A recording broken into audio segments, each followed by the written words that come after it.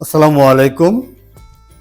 জাতীয় নাগরিক পার্টির জুলাইয়ের প্রথম দিন থেকে জেলায় জেলায় সফর বা লং মার্চ কর্মসূচি শুরু করে বেশ জনপ্রিয়তা অর্জন করছে।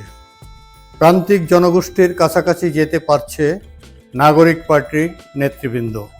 এতে করে সাধারণ নাগরিকদের মধ্যেও তাদের কথা শোনার আগ্রহ লক্ষ্য করা যায়। ছাত্র জনতা যুবকদের উপস্থিতি বলে দেয় নাগরিক পার্টির ভবিষ্যতের কথা। কেন্দ্রীয় নেতৃবৃন্দ জেলায় সফরের মাধ্যমে পথসভাগুলো বেশ গুরুত্ব পাচ্ছে। এই দলটির বয়স বেশি না হলেও রাজনৈতিক মেধায় এগিয়ে থাকা তরুণ নেতৃত্বের কারণে দল গোছানোর যে কর্মসূচি শুরু করেছে তা যদি ধরে রাখতে পারে তাহলে সফল হবে আশা করা যায়। জাতীয় নাগরিক পার্টির আহ্বায়ক নাহিদ ইসলাম তাদের সফর কর্মসূচির এক অংশে বক্তব্যে বলেছেন, আমরা নতুন স্বাধীনতা পেয়েছি আর ওরা লুটপাটের স্বাধীনতা পেয়েছে, কিন্তু ওরা কারা? কাদেরকে ইঙ্গিত করল নাহিদ ইসলাম? দর্শক, বিস্তারিত জানতে সাথেই থাকুন।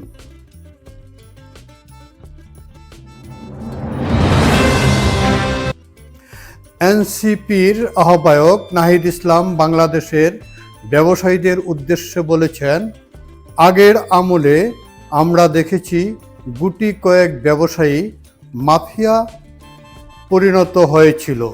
সেই মাফিয়াদের এখন আবার একটি রাজনৈতিক দল সমর্থন দিচ্ছে, প্রশ্রয় দিচ্ছে।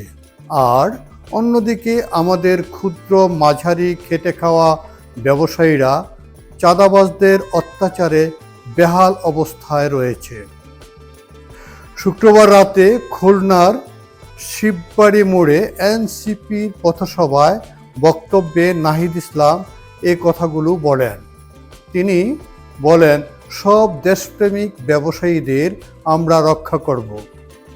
বাংলাদেশের ব্যবসায়ী এবং অর্থনীতিকে আমরা চাঁদাবাজদের দখল থেকে রক্ষা করব।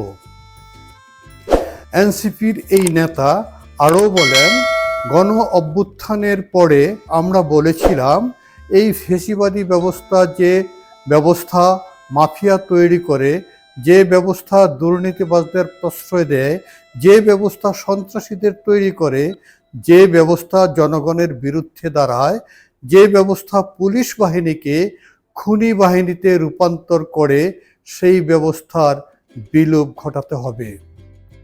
সেই ব্যবস্থার পতন ঘটিয়ে নতুন গণতান্ত্রিক ব্যবস্থা তৈরি করতে হবে।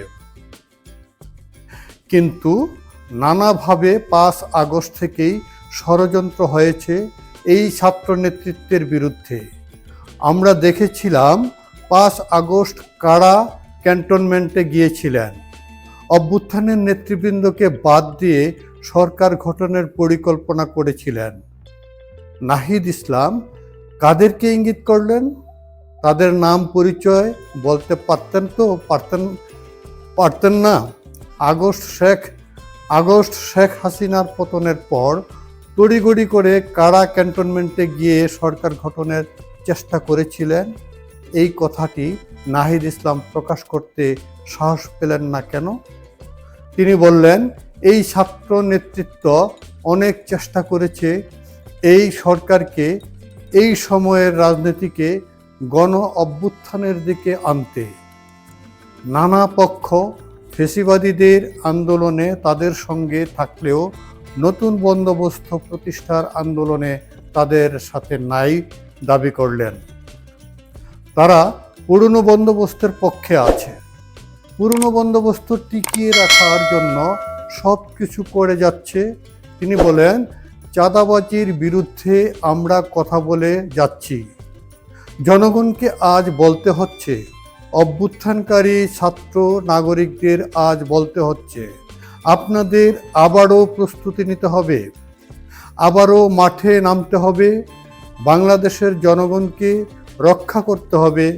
শহীদেরা এই দায়িত্ব আমাদের দিয়ে গিয়েছে। নাহিদ ইসলাম আরও যা বলেছে তা হলো, এই খুলনা একটি ঐতিহ্যবাহী নগরী। যুগ যুগ ধরে খুলনা শিল্পনগরী হিসেবে প্রতিষ্ঠা পেয়েছিল। সেই শিল্পগুলো একের পর এক বন্ধ করে দেওয়া হয়েছে। অবশ্যই আমরা সেই শিল্প প্রতিষ্ঠানগুলোকে চালু করতে হবে। আমাদের আবারও পাটকল চালু করতে হবে, শ্রমিকদের ন্যায্য মজুরি দিতে হবে। বাংলাদেশের গর্ব ও দুর্যোগে দেশ রক্ষা বেষ্টনী সুন্দরবনের কথাও বলেন নাহিদ ইসলাম। আমরা জানি শুধু বাংলাদেশ নয়, গোটা পৃথিবীর অনন্য নিদর্শন সুন্দরবন, অনন্য নিদর্শন সুন্দরবন। রামপাল বিদ্যুৎ কেন্দ্র করে সুন্দরবনকে ধ্বংসের পায়তারা করা হয়েছিল। ভারতের স্বার্থ রক্ষা করার জন্য রামপাল বিদ্যুৎ কেন্দ্র প্রতিষ্ঠা করা হয়েছিল। বিভিন্ন দুর্যোগে সুন্দরবন ঢাল হয়ে দাঁড়িয়েছে। এই সুন্দরবনকে আমাদের রক্ষা করতে হবে। নাহিদ ইসলাম মনে করেন অভ্যুত্থান অসমাপ্ত রয়ে গিয়েছে। জুলাই গণ অভ্যুত্থান কোনো শেষ ছিল না, কোনো সমাপ্তি ছিল না। জুলাই গণ অভ্যুত্থান ছিল নতুন বাংলাদেশের শুরু। নাহিদ ইসলামরা এমন দাবি আরও আগে থেকেই করে আসছে। তারা মনে করছেন ছাত্র, তরুণ, শ্রমিকদের আন্দোলনের শুরু, সে আন্দোলন চলমান রাখতে হবে। নতুন বন্দোবস্ত প্রতিষ্ঠায় গণতন্ত্র, মানবাধিকার এবং ইনসাফ প্রতিষ্ঠায় জাতীয় নাগরিক পার্টি গণ অভ্যুত্থানের সকল ছাত্র, তরুণ এখনও মাঠে রয়েছে।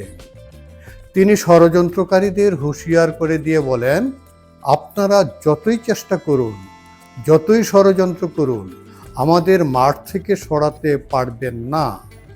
জনগণের পক্ষে আমরা মাঠে থাকব। আমরা বলেছিলাম আমরা নতুন স্বাধীনতা পেয়েছি, আমরা দ্বিতীয় স্বাধীনতা পেয়েছি। আর তারা লুটপাটের স্বাধীনতা পেয়েছে। যদি ভেবে থাকেন লুটপাটের স্বাধীনতা পেয়েছেন, খুবই ভুল ভাবছেন।